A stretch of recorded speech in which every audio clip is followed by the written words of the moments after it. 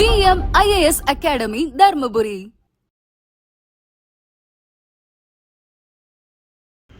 Welcome to VMIAS academy. நம்ம இந்த வீடியோவில் என்ன பார்க்க போகிறோம் அப்படின்னு பார்த்தீங்கன்னா, டிஎன்யூஎஸ்ஆர்பி தமிழ்நாடு சீருடை பணியாளர் தேர்வு ஆணையத்திலிருந்து நமக்கு எஸ்ஐ நோட்டிஃபிகேஷன் ரிலேட்டடாக வந்து ஒரு நியூஸ் பேப்பர் வந்து அறிக்கை வெளியிட்டிருக்காங்க.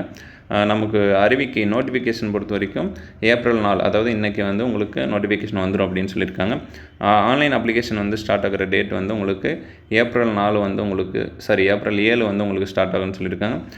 லாஸ்ட் டேட் அப்ளிகேஷனுக்கு எப்போ அப்படின்னு பார்த்தீங்கன்னா மே 3 வரைக்கும் நீங்கள் அப்ளை பண்ணிக்கலாம். அதாவது ஏப்ரல் 7ஆம் தேதியிலிருந்து மே 3ஆம் தேதி வரைக்கும் நீங்கள் 1 மந்த் வந்து அப்ளை பண்ணிக்கலாம் அப்படின்னு சொல்லியிருக்காங்க. உங்களுக்கு டோட்டல் அதாவது எக்ஸாம் டேட் வந்து பின்னாடி அறிவிப்போம் அப்படின்னு சொல்லிட்டாங்க.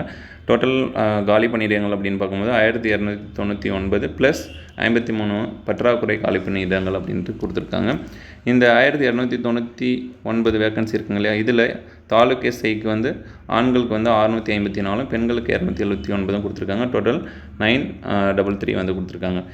காவல் சார்பு ஆய்வாளர்கள் ஆயுதப்படையில் ஆண்களுக்கு 255, பெண்களுக்கு 111 கொடுத்துருக்காங்க. டோட்டல் வந்து 366. டோட்டல் வேக்கன்சிஸ் நமக்கு 1299 ப்ளஸ் வந்து ஒரு 53 பற்றாக்குறை காலி பணியிடங்கள் வந்து பார்த்துருக்கோம்.